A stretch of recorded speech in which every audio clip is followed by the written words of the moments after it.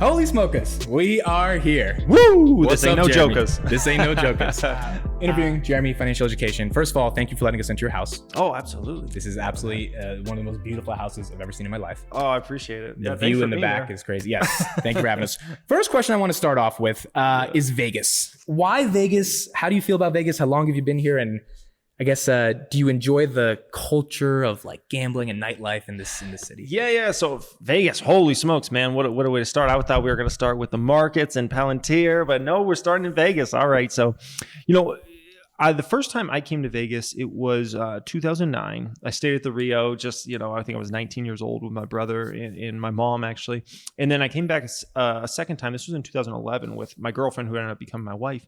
And we drove to see one of my brother's friends who lived in Henderson, and I was just blown away by like how nice the community was in the Green Valley Ranch area and whatnot. Right. Then I got back and I just like loved the vibes of like that whole area specifically and like being relatively close to Strip. So then when I got back to Arizona, I was looking into it and I was like, wait, they have no state income tax? And that was even like a new thought for me at that time. Because I was like 22 years old. And I was like, wait, so literally you don't have to pay any state income tax. That's cool. So I was trying to plot to move out here for years before I actually did it. And then 2015 came after I left Quick Trip and whatnot, which was 2014. I moved out here and been out here ever since and been very happy. And it's been crazy to see how much it's grown. We have like a little mini finance hub here because, we got a lot of the biggest finance YouTubers in the world that all live here in Vegas, which is just crazy, man. So, and obviously the city's always growing and will continue to grow. And you get a lot of people that move out here from LA who are trying to like escape LA, but they have a lot of money. So they move out to Vegas. But anyways, I love living here. Was there a reason for Vegas outside of like Texas and Florida that also don't have the state income tax? Or was it just because you were here first? I liked what I saw in Vegas and I hadn't really gone to many other places. And on top of that, we have a lot of family that lived on the West Coast, Arizona specifically. So 4-hour car ride to Phoenix, 4-hour car ride to LA. You're in a pretty good situation. You're a 45-minute flight from San Francisco. So, for me, it was just a really good spot. So, do you gamble a lot? A little bit, not too much. And when I do, it's low money. Let's put it that way. It's, like if I go play poker, it might be for like a few $100 or something like that. Now, obviously, you've made some money in your life. So is it kind of like a psychological thing where you're like, I know how to make money. I do my own thing. So I don't want to just throw it away in gambling? Yeah, a little bit. I love the competitive aspect, especially of poker. Casino games I don't really enjoy too much unless I'm like there with people that are not from Vegas and they're like, oh, I want to play craps or I want to do this or whatever. It's easy money. But yeah, poker's fun because it's competitive and it's very much symbolizes life a little bit in terms of, math is important in poker. Also, judgment's important, judging other people's character and kind of are they tricking you and bluffing and things like that. And then luck plays a part in it just like it does in life as well. So anyways, yeah. Right. Okay, so let's get into a little bit of YouTube. You've built up an audience, over 700,000 people. Obviously, people very care about you. We were joking. They click on your thumbnails and you don't say anything other than a angry face because it's green or red or a nice face because it's green. And, it's interesting to see someone kind of just pioneer themselves into the algorithm, into the platform, just doing it that way. Yeah. I guess my first question on YouTube is, why do you think you have a following? Why do you think people watch you every day? Yeah, I think there's probably a few reasons. I think consistency probably is one. Like, I'm going to be there. If something crazy happens in the market or regardless, I'm going to be there to give my 2 cents on it. If the Nasdaq's down 3% tomorrow, I'm going to give my 2 cents on that. If one of my stocks is up or down huge, I'm going to probably give my 2 cents on that. So I think consistency matters. I think I built up a pretty large following over time by just giving my opinion real and just, if I'm wrong, I'm wrong. I accept it. Yep. It is what it is. All the videos in the history of my channel are up. It's not like I'm trying to hide and be like, oh, that stock didn't work out. It's just, it is what it is. You publicly acknowledge the ones you got wrong and the ones you also got right. Yeah. And I think people appreciate that. I think that matters in a meaningful way. And, do you think too many people on YouTube expect someone who's talking about a stock to always be right on that stock? Because it's like, all right, you made a video about a stock. Let's say you got it wrong. Okay. Yeah. Do you think there's an extreme amount of backlash from someone who got something wrong, even though in life it's always 50-50? Yeah, I think only people that don't know that much about the market maybe have that expectations. I think most people that have been in the market a while experience that. I think they understand, like, you know, I don't care who you are, Warren Buffett or Ray Dalio, it doesn't matter. Like, everybody gets stocks wrong. Yep. They sell stocks for losses. It's part of the game. It's just important that over a, let's say, a 10-year span, you get a lot more right than wrong.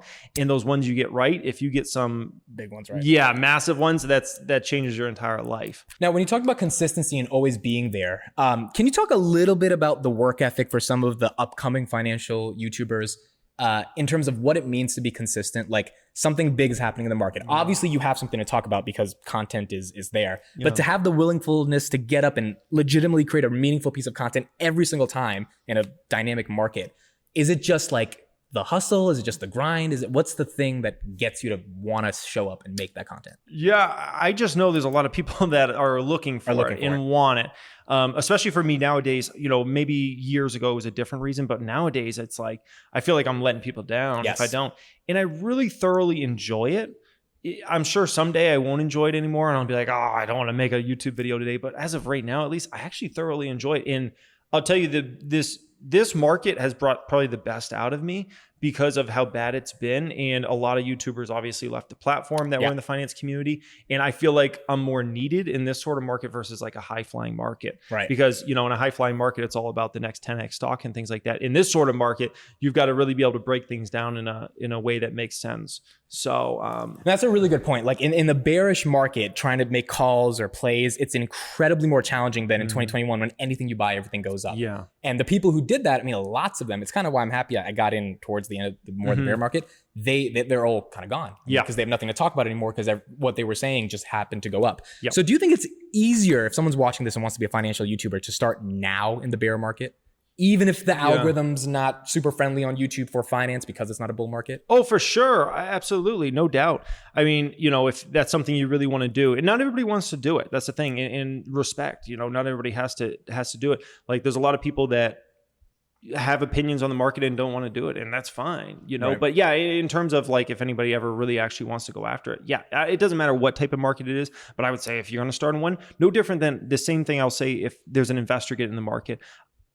I would much rather have somebody get in the market in a tough market than a high flying market, because you're going to get into bad habits. You come into a market that everything's just going up and you're putting in not very much work and you're making money. You're going to assume that's just it's what easy. I do. Yeah. Right. You know, when I got started at the end of 2008 and into 2009, you know, I got started in the right habits of like reading 10Ks, listening to conference calls. And back then they used to send me the actual annual reports and the 10Qs. I would like request it on the website and they would send me physical documents. And I used to have this bookshelf, and my wife could tell you about it. I used to have this bookshelf and you walk in, it's just full of annual reports and stuff like that, like physical ones. Like I remember like, who was it? I think it was like Siemens, the company out of Europe, which is kind of like the European GE. Their annual report was like this big, and some companies had it so nice. But anyways, I think I probably got way off subject there. But great. It's getting into good habits early on, doing the right research, and then that carries you through for, you know, potentially decades. One more question I want to ask about YouTube.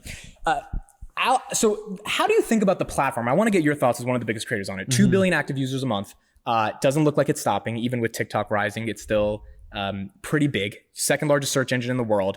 And obviously video is a growing format that more and more people are going to consume. Is there any advice you have or any thoughts you have on the algorithmic nature of that platform? Like you said, consistency, work ethic, content's got to be good. That's amazing. Yep. Is there anything you're thinking about, tactical advice you can give to someone to work within that algorithm? Because that's a big part of the game. Yeah, I think a lot of times people overthink it. At the end of the day, if you are putting out consistently good content, people will find you over time. I'll give you a really good example of a channel I've come across in the past, I would say 6 to 9 months, that I really like a lot. His channel's name's Maverick of Wall Street. This guy was putting out videos for the longest time that would get 300 views, 500 views, 1,000 views, but the content was really good. Right. I watch him religiously, like every single night pretty much. If he comes out with a video, he's sometimes a little inconsistent, but he just kept putting in the work, and over time, you know, people are going to come back and keep watching. And then the thing with YouTube is if more people are watching one channel, it's going to get pushed to more people that like that sort of content. Right. So let's say it's in the stock market space. If 500 people start watching this, it's going to push it against more people that like stock market stuff, and then more. And as it, the numbers compounding. Yes, it just kind of keeps getting pushed. So I think that's the biggest thing is putting out good content. It will get discovered. I've never seen it where I'm like, I come across somebody's content, I'm like, that's really good. But, you know, they're doing it for 2 years and it doesn't work out. Right. So it's a long-term game on this. Yeah.